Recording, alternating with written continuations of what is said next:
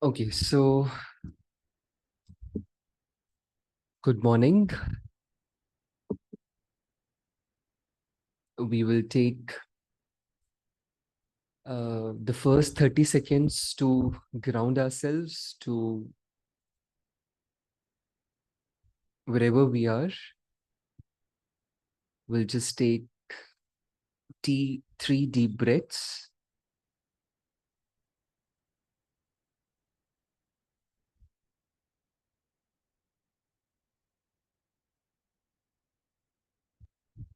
And relax ourselves.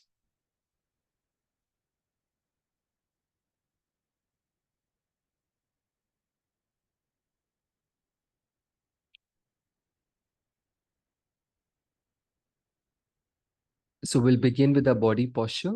Those of us who have been joining regularly have some idea by now. And those of us who are joining for the first time will go with each step, beginning with the body posture. So those of us who are on the chair will make sure that we don't line too much towards or away from the chair, and that we sit comfortably with our feet touching ground. Those of us who are on the cushion, we will begin with our cross-leg position. We can either sit in full lotus or half lotus, or even in the Burmese style, this is the first point in the 7-feature Virochana posture. So half crossed, full crossed, or even one leg in front of the other. Then our hands, our right hand should be placed on our left hand and our thumbs touching together to form a triangle. And we'll keep our hands in a very relaxed position on our lap.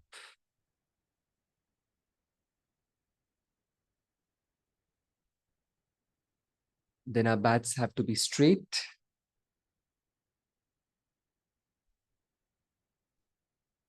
Upright straight. That's what our teachers say. And we have to imagine as if there is a thread that is pulling us and taking a back upwards.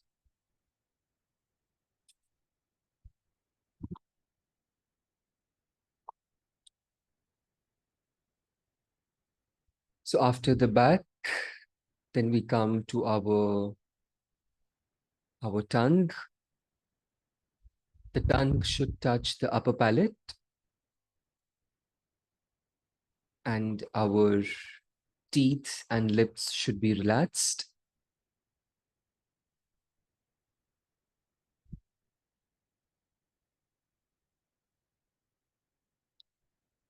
Then comes very important feature in this 7-feature Virochana posture, which is our eyes. And we have been looking over the past 1 month that we have to train ourselves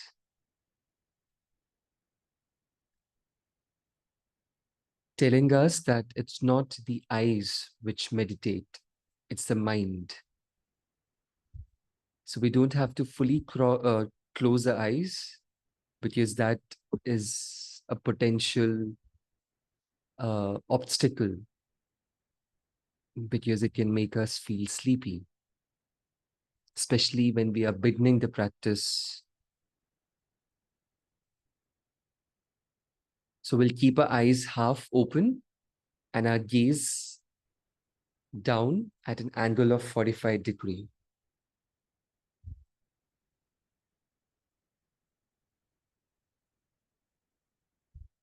Then comes our shoulders, that our shoulders have to be straight.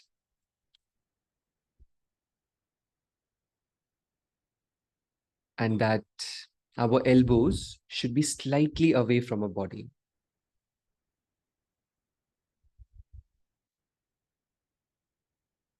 So these are the 7 features Virachna posture, which we are daily practicing and getting better at. After this comes our object of focus, and in our practice, we focus on our breath. So we can focus on a space between our nostrils and upper lip, and feel the sensation while we breathe. So with every inhalation and exhalation, so we can focus on this point between our nostrils and lips, upper lip. So that is the object of meditation. Then comes the 2 errors that we face during our practice.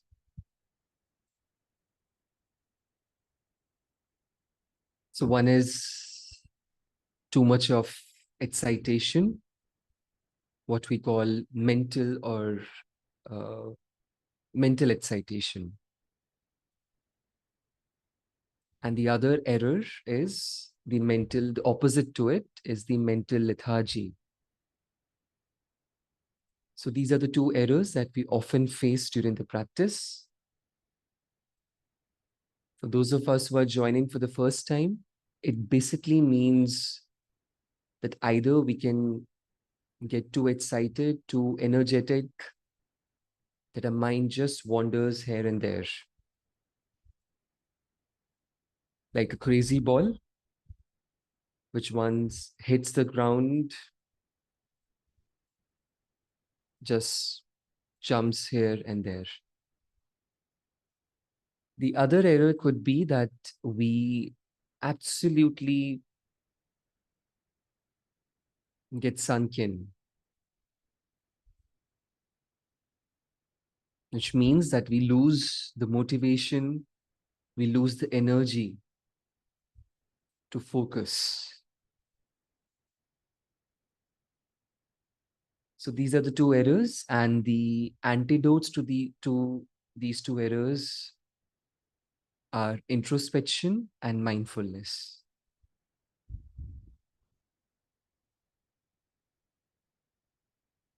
Now, what are introspection and mindfulness?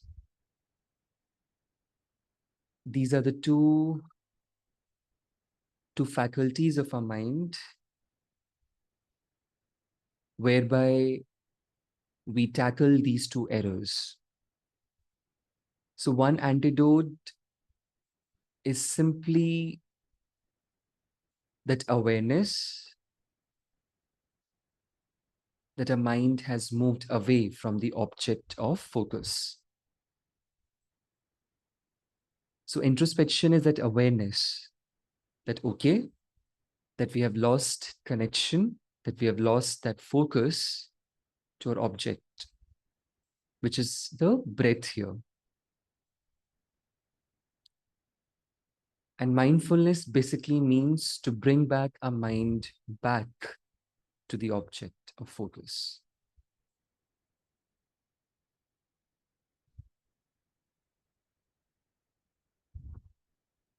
And the analogy that we have been seeing is like that of a parent, either a pet parent or a parent of a child.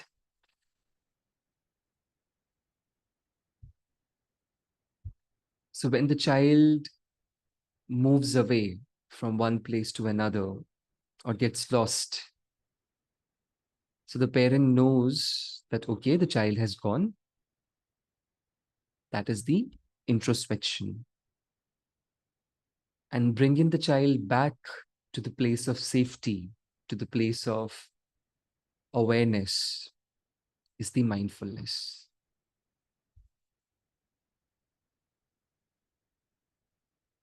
So if our mind wanders, it's okay.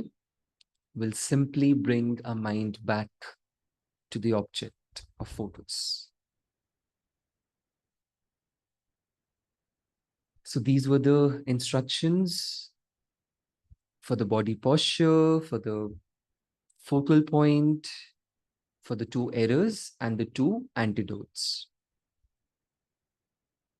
Now, after looking at these instructions, we'll begin with the motivation that why we are practicing.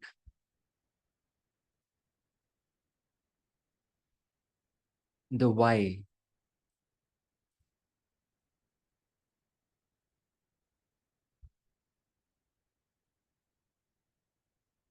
From our childhood, we have been taught not to ask why, generally, but that's not what we are going to do here.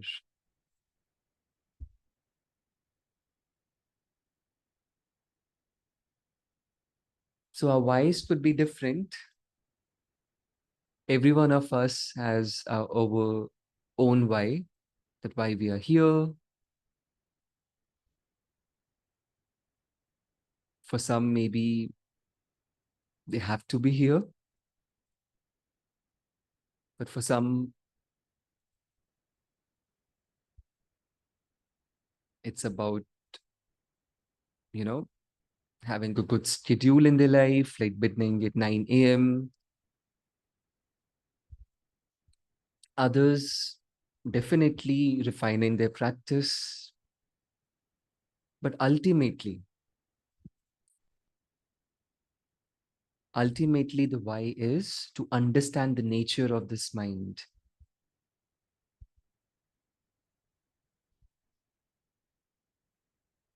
To understand what happens when we start habituating our mind.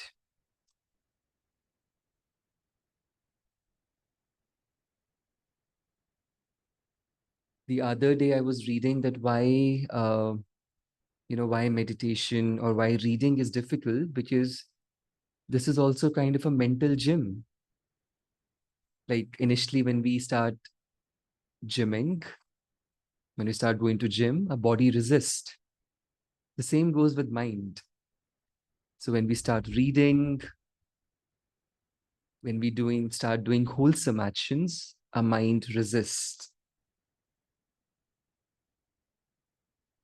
But it's okay.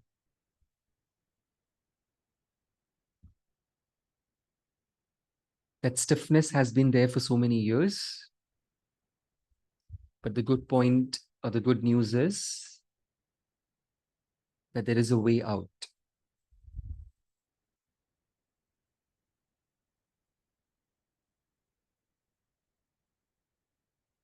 So that is the motivation, that we understand the nature of the mind.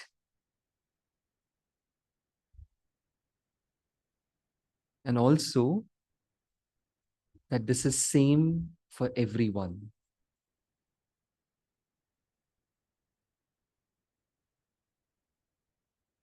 And when we say this is same for everyone, we are actually beginning to understand the Mahayana motivation,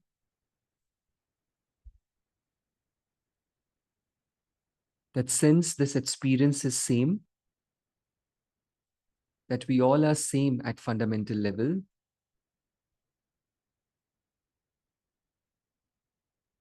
that we all face the same problems, that we all have the same Buddhahood potential within us.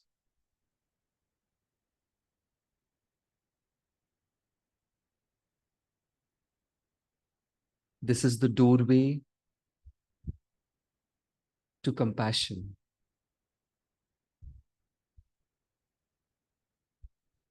So with this motivation in mind, we will begin our practice. So we'll have the 2 cycles that we do, that we have been doing it. So as soon as you hear the sound of the gong, we will align with the body posture, keeping all the 7 features in mind. We'll practice for 5 seconds. a 5 minutes, and then we'll have a 30-second break and the other round. Okay.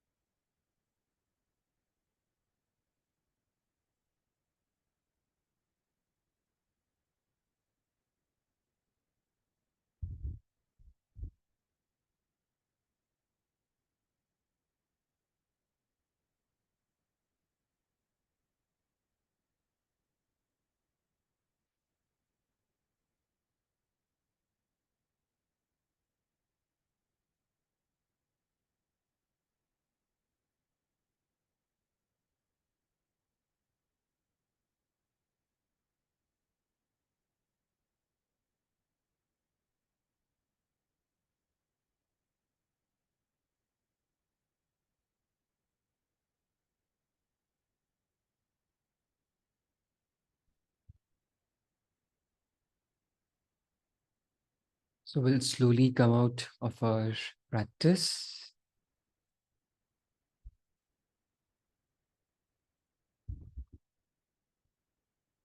Rejoicing in what we have done, as small as it may look like.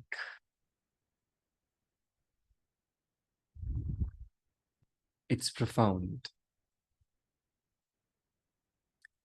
Even if we were able to focus for 2 minutes out of the 5 minutes, it's a great start.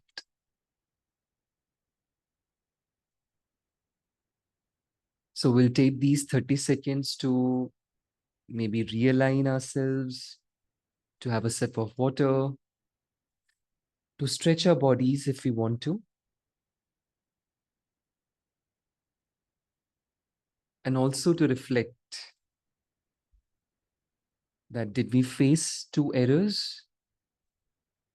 And if yes, were we able to apply the antidotes?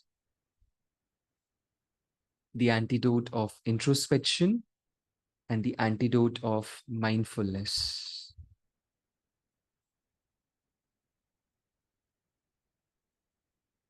That awareness that, okay, our mind has moved away, and that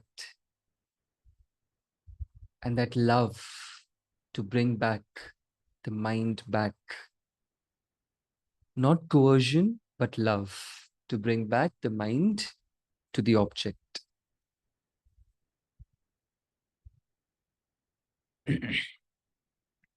So whenever we are ready for the next round,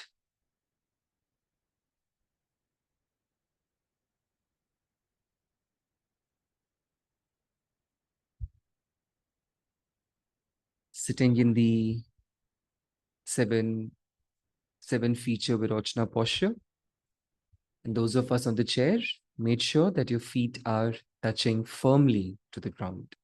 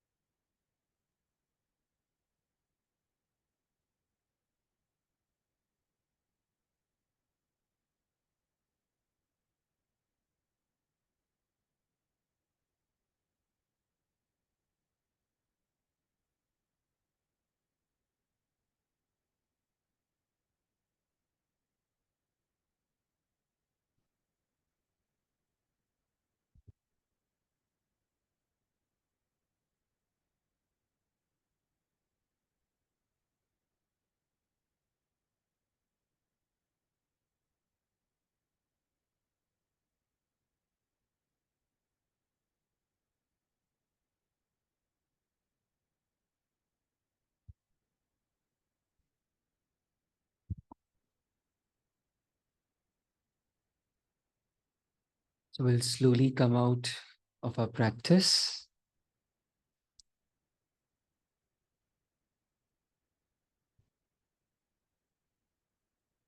Again, rejoicing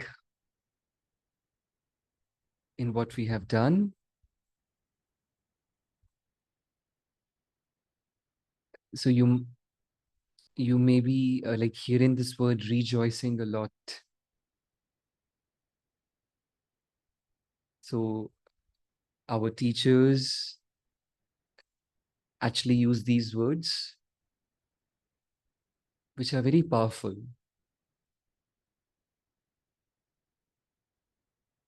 No matter whatever we do, any small kind of action, of kindness, of love, of habituating our minds, we have to rejoice in that. We have to feel happy about that.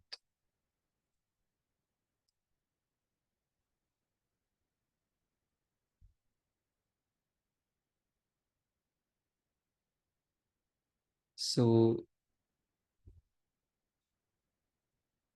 we'll dedicate today's practice with that feeling of gratitude, with that feeling of respect and love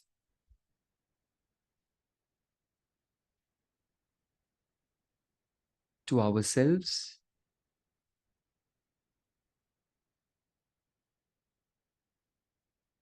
and also to all the causes and conditions which actually enabled us to practice today. So we'll be aware that so many things have let this practice come to a fruition. So we had good electricity, good air, apparently, you know, no noise in our background. So rejoicing in all these causes and conditions, and also thanking our teachers, the great 14th, His Holiness the 14th Dalai Lama, and all other teachers, Lama Zopa Rinpoche, or any other teacher that we would like to dedicate to, and also to our friends and family members, our parents, our very own mother, who, who is the face of compassion to begin with. So we'll dedicate the merits to all of them.